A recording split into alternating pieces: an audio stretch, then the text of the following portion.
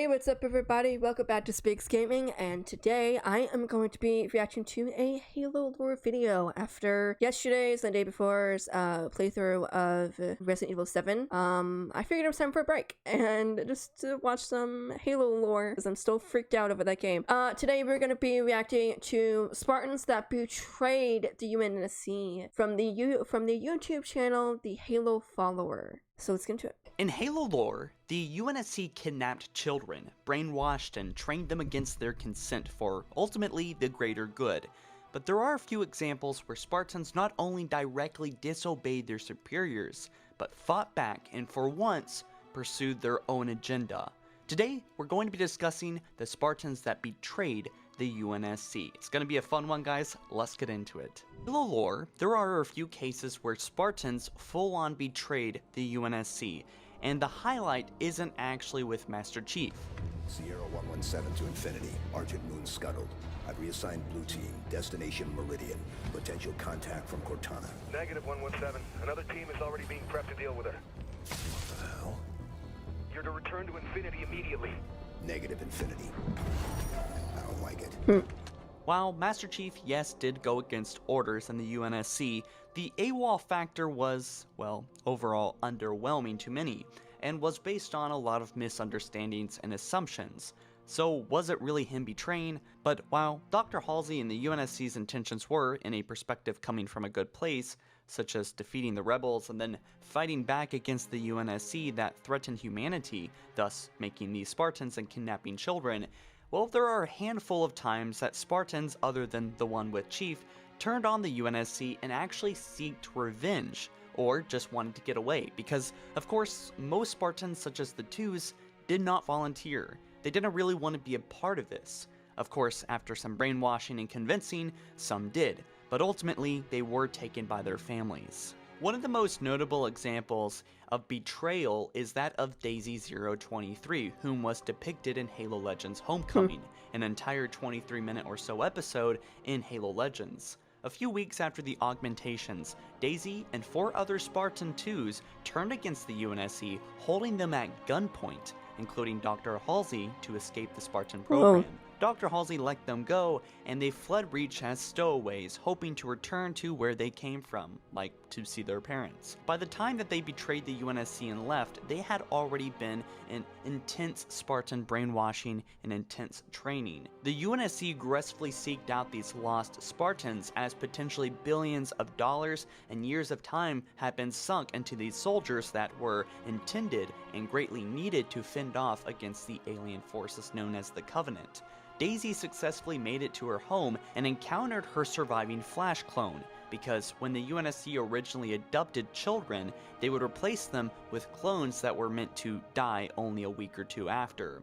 Daisy left, but later the clone did kill herself, and the original Daisy Spartan fell on the line of duty helping out some Marines to needler spikes. Aww. The next big example here is Soren 066, whom was a candidate for the Spartan 2 program, but was gravely disfigured by the augmentation procedures. The augmentation procedure, if you don't know, was one of the later steps for trained boys and girls to become quite literally super soldiers, right? Tons of abilities, much stronger, all that good jazz. However, Soren, along with others, quite simply were not the right fit and strong enough for the intense and dangerous procedures and chemicals pumped into their body. Soren was born on Dwarka in 2511. When he was 6 years old, Soren's mother became very ill, and his stepfather refused to take her to the doctor because he was running an illegal farm beyond the limits for authorized settlement. By the time he realized, the woman was deadly sick, and it was too late, and she passed away. Aww. Now, the stepfather, refusing to accept this, kept his mother's body locked away in a room. Soren stole the key from his stepfather on a night while he was drunk and found the body. Blaming his stepfather for all this, Soren grabbed a knife and stabbed him in the neck. However, the stepfather did survive, and Soren ran away into the woods. Later, he came to see his stepfather was also dying of the same sickness, where he just let him die, as he did to his mother. Unlike most children who were kidnapped, and arguably I would say is probably one of the most interesting things about Soren's story, is when Dr. Halsey found him as a potential candidate, he was living by himself, and he actually willingly went with Dr. Halsey and Jacob Keyes to join the Spartan program experiment. So there was no flash clone, there was no kidnapping. He said, "Sure, take me with you." Aww. After training, the augmentation process began, where he had a night fright, panicked, and fought back against the doctors and attempted to escape, where he was stopped by Mendez, and the UNSC Marines shot him with tranquilizer darts. 3 months later, he awoke, where he found his body was grossly deformed and mutated from the augmentations. However, he had the upper torso strength of any other Spartan, so the augmentation did do its job in some areas of his body. But like other deformed Spartans, he was assigned a desk duty job, since active service duty just wasn't feasible due to his unique physique and deformed hands.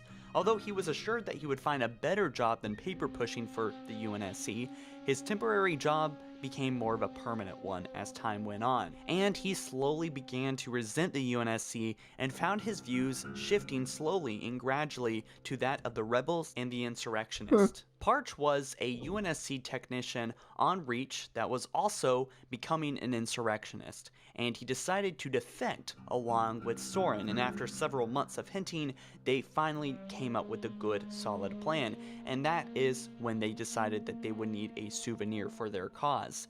They broke into a geological lab, opened a cabinet, but were caught by Spartan Randall. Soren attacked Randall, but Parch shot him with a tranquilizer shot. So Parch and Soren escaped among a longsword fighter and had almost escaped the planet, but were shot down into the forest below.